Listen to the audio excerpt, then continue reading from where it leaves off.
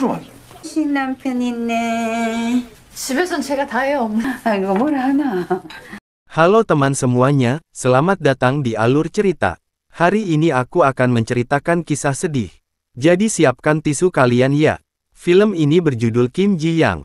Menyadari bahwa dirinya telah sakit dan berkepribadian ganda adalah hal yang tidak menyenangkan. Seperti kisah Kim Ji Young, ibu satu anak ini mengalami depresi postpartum. Berusaha menyembuhkan dirinya sendiri lewat berbagai cara. Seperti apa perjuangannya untuk sembuh? Mari kita simak ceritanya. Kisah ini dimulai dengan memperlihatkan aktivitas ibu rumah tangga pada umumnya. Dia memasak, beres-beres rumah dan mengurus anaknya seorang diri. Namun apakah kalian sadar, segala aktivitas ini begitu berat dirasakan oleh seorang wanita yang bernama Kim Ji Young. Sin lalu berpindah ke suami Ji Young yang bernama Jae Hyun. Dia terlihat sedang berkonsultasi dengan seorang dokter. Apakah dia sakit? Tidak. Ternyata kedatangannya adalah mengkhawatirkan keadaan istrinya yang mulai berubah. 아니라 제가 먼저 알고 싶어서요. Sin lalu berpindah ke Ji Young yang sedang mengasuh anaknya di taman kota. Dia menikmati kopi sambil duduk dengan kaki yang mengayun anaknya. Tiba-tiba dia mendengar beberapa orang sedang bergosip di belakangnya. Orang-orang itu merasa iri dengan pekerjaan ibu rumah tangga, yang hari-harinya hanya ontak-ontak kaki sambil minum kopi hasil gaji suaminya. Ji Young yang tak nyaman langsung pergi meninggalkan taman itu. Sesampainya di rumah, ternyata anaknya sakit. Dengan sigap Ji Young menyiapkan obat untuk anaknya dan segera memandikan. Selang beberapa saat, Dae Hyun suaminya pulang lebih awal dan langsung membantu memandikan anaknya. Sedangkan Ji Young bergegas menyiapkan makan malam mereka. Dimakan malam itu dengan wajah lesunya, Ji Young curhat, jika hari-hari ini dia mudah jengkel pada beberapa hal. Dae Hyun yang menangkap sinyal jika istrinya depresi, berinisiatif mengajaknya untuk liburan tahun baru, dan ngak usah berkunjung ke rumah mertua. 명절에 우리 여행 갈래? 우리 집 중에 내 집도 가지 말고. Namun Ji Young menolak. Dari tahun ke tahunnya, Ji Young selalu merelakan masa liburan demi bisa pulang ke rumah mertua. Bahkan saat dia hamil besar pun, dia tetap rela melakukan perjalanan jarak jauh. Kalau tahun ini sampai ngak pulang pastinya Ji Young yang kena imbas dimarahi mertuanya. 안 가면 말은 누가 들어? 다 내 탓하시지. Hari tahun baru pun tiba, mereka tetap pulang ke rumah mertuanya. Ternyata hari itu ibu mertua menyuruh Ji Young memasak pangsit dengan porsi yang sangat besar. Dae Hyun yang tidak tega melihat istrinya kelelahan memasak, iseng memberinya saran, daripada repot-repot masak sebanyak ini, kan ada yang namanya warung, dan makanannya bisa dibawa pulang. Namun si ibu menolak dan tetap gagah memasak.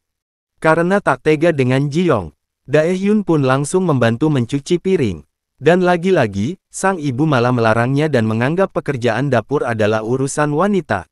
남편 있네. 집에선 제가 다 해요, 어머니. 아이고 뭘 하나. Akhirnya, Ji Young merasa ngak enak dengan sang mertua. Hari pun berganti. Seperti menantu pada umumnya dia akan bangun lebih pagi, dan ikut bantu pekerjaan di dapur. Tak lupa, mertua dengan senang hati memberikan bingkisan kecil pada Ji Young. Awalnya, Ji Young sudah senang menerimanya, namun saat dibuka, isinya adalah celemek, yang artinya, selama liburan ini ia diwajibkan full membantu pekerjaan di rumah mertuanya. Saat semua asik menonton TV, Ji Young masuk saja sibuk di dapur dengan celemeknya. Dae Hyun yang tahu jika istrinya lelah dan ngak nyaman, segera mengepang barang-barang dan bergegas untuk pulang. Namun tiba-tiba, ternyata kakak perempuan Dae Hyun datang dari rantauan.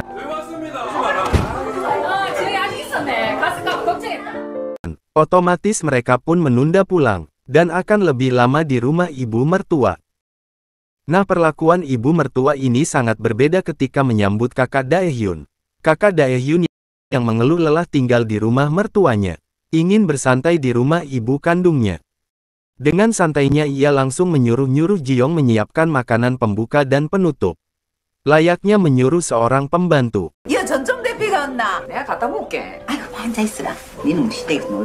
Disinilah penyakit Ji Young pun mulai terlihat. Kepribadian yang lain itu muncul, di mana Ji-yong versi kedua, dengan keras memarahi perlakuan ibu mertua yang semena-mena.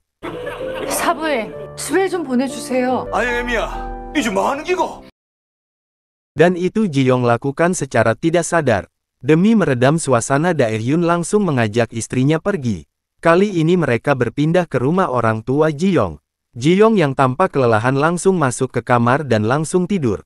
Saat itu dia teringat kenangan masa kecilnya bersama sang kakak, di mana sejak dulu neneknya mendidik secara patriarki, bahwa kedudukan wanita adalah nomor 2 setelah laki-laki.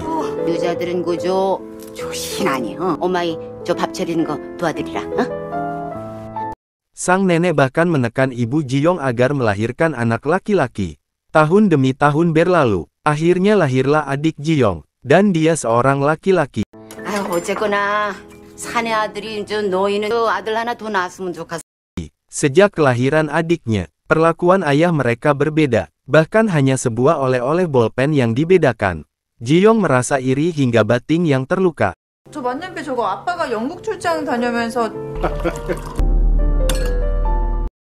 Liburan telah usai, mereka kembali ke rutinitas biasanya. Namun Ji-yong benar-benar lupa dengan kejadian kemarin. Dae-hyun yang mengkhawatirkan keadaan istrinya, lalu menyarankan Ji-yong agar mau konsul ke dokter. Dia bilang akhir-akhir ini banyak ibu-ibu menderita depresi postpartum.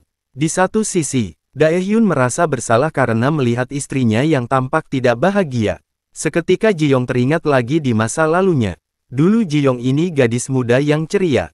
Namun karirnya tidak berkembang, karena perusahaan mengesampingkannya, karena statusnya yang sudah menikah. Mereka menganggap orang yang sudah menikah akan sulit mendapatkan karir yang baik. Dulu Ibu Kim memuji kinerja Ji-yong yang sangat baik. Dia tahu Ji-yong gadis yang pintar.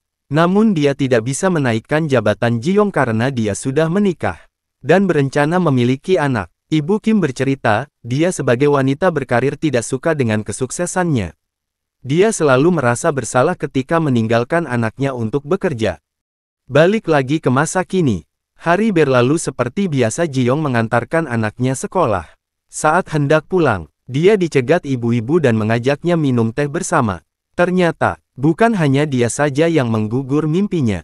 Para ibu-ibu itu ternyata dulunya juga berbakat. Mereka berprestasi di kampus dan memiliki segudang talenta. Namun ya, semuanya berubah setelah menjadi ibu. Sepulang dari nongki dengan ibu-ibu, Ji-yong kepikiran untuk kembali bekerja. Ya setidaknya menjadi kasir toko roti. Tak hanya itu, dia juga dihubungi rekan kerjanya dulu, dan menawarkan pekerjaan. Ternyata, Ibu Kim atasan mereka dulu telah riset, dan kini sedang mendirikan perusahaan baru. Dae-hyun yang sedang bekerja, menyempatkan diri untuk mencari tahu cara penanganan depresi penyakit postpartum. Dia sedih karena kerap melihat istrinya berubah seperti orang lain. Saat dia curhat kepada teman-temannya, sama saja tidak mendapatkan solusi yang baik. 내 친구 와이프가 가끔 다른 사람이 된 것처럼. 그냥 미친 거네. 그런 미친 여자들은. Malam hari sepulang kerja, seperti biasa Ji-yong melipat-lipat baju. Dae-hyun dengan hati-hati menyarankannya untuk olahraga demi meredakan stres. Namun, Ji-yong malah menolak dan lebih memilih ingin kembali bekerja. Jelas saja keinginan itu ditentang Dae-hyun, mengingat kondisinya yang nggak sehat. 지영, 너 지금 몸도 힘들고. 고마워. 나 힘든 거 신경 써줘서. Malamnya Ji-yong kembali menjadi orang lain. Dia meminta Dae-hyun lebih mengapresiasi istrinya. Bahkan ingatan trauma di masa lalu kembali muncul di diri Ji-yong yang lain. 아침에 머리맡에 맥주캔도 놓여있고 나 왜... Namun paginya, semua perkataan semalam seketika hilang dari ingatannya. Ji-yong yang bingung akhirnya memberanikan diri datang ke dokter. Namun setelah melihat harganya, dia pulang dan ngak jadi konsul. 비용은 35만 원 정도 예상하시면 되고. Dia merasa harga konsul terlalu mahal untuk dirinya yang dirasa baik-baik aja. Hari pun berganti. Setelah Ji-yong bertemu teman-temannya, dalam perjalanan itu ingatan buruk di masa lalu muncul kembali. Jadi semasa SMP dia pernah diikuti oleh seorang pria di dalam bus. Karena ketakutan ia meminta bantuan seorang ibu-ibu. Untunglah ayahnya segera datang dan mengajaknya pulang. Namun tiba di jalanan, ayahnya memarahi karena menganggap rok sekolahnya terlalu pendek. Jadi ketika seorang wanita dilecehkan, tetap yang salah adalah penampilan si wanita. Hari itu si ibu mertua datang mengunjungi Daehyun. Namun setelah mengetahui bahwa menantunya sakit, dia enggan menemui dan memilih untuk membelikan obat herbal untuk Daehyun ke kantor dinasnya. Sedangkan Ji-young memilih untuk pulang ke rumah ibunya yang sedang berulang tahun. Dalam perjalanannya dia begitu repot membawakan anak dan barang-barangnya. Hari-harinya dihabiskan untuk melamun dan sibuk dengan anaknya. Dan di saat inilah Ji-young teringat kembali masa lalunya terus muncul. Dia teringat dulu ibunya bercita-cita menjadi seorang guru. Namun itu semua sirna karena dia merawat anak-anaknya. 지금 선생님 하면 되잖아. 지영이 엄마 됐잖아. 나 때문에 못하는 거야? Malamnya saat mereka merayakan ulang tahun, bibinya terus mengomentari Ji-young dandang, dan mengapa harus beli makanan, dan memprotes mereka yang melarang adik laki-lakinya untuk menyiapkan makan di dapur. Komentar-komentar kecil mereka membuat Ji-young merasa depresi. Terlihat di sisi lain terlihat Ji-young merasa senang dengan adik-adiknya. Sambil melihat foto-foto mereka waktu kecil dan bercanda di mobil.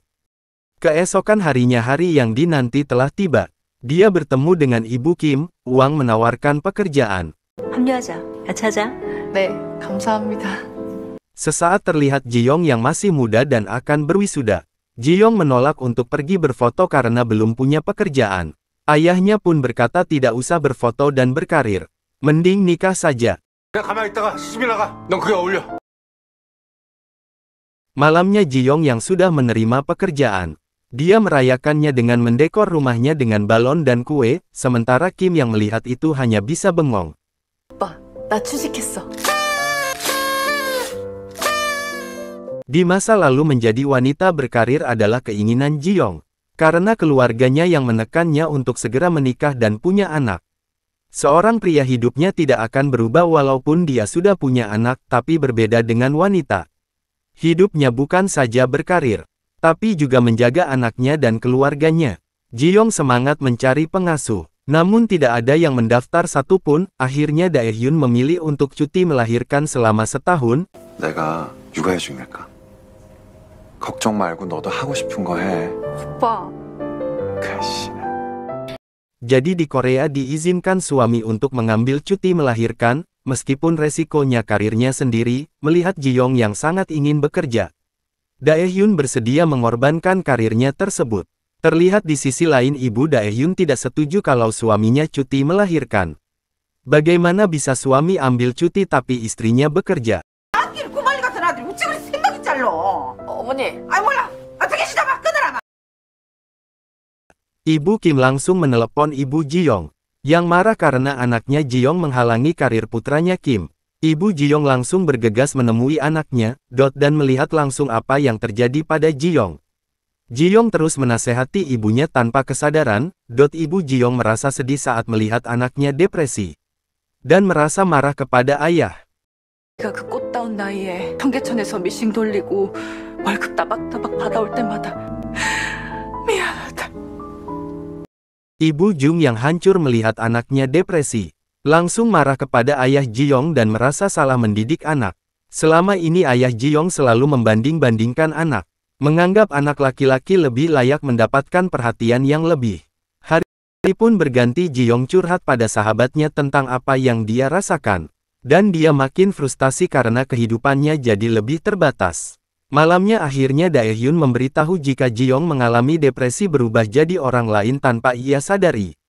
Di berkepribadian ganda ia berperilaku seperti neneknya. 미쳤다. 아영아, 할머니한테 와봐.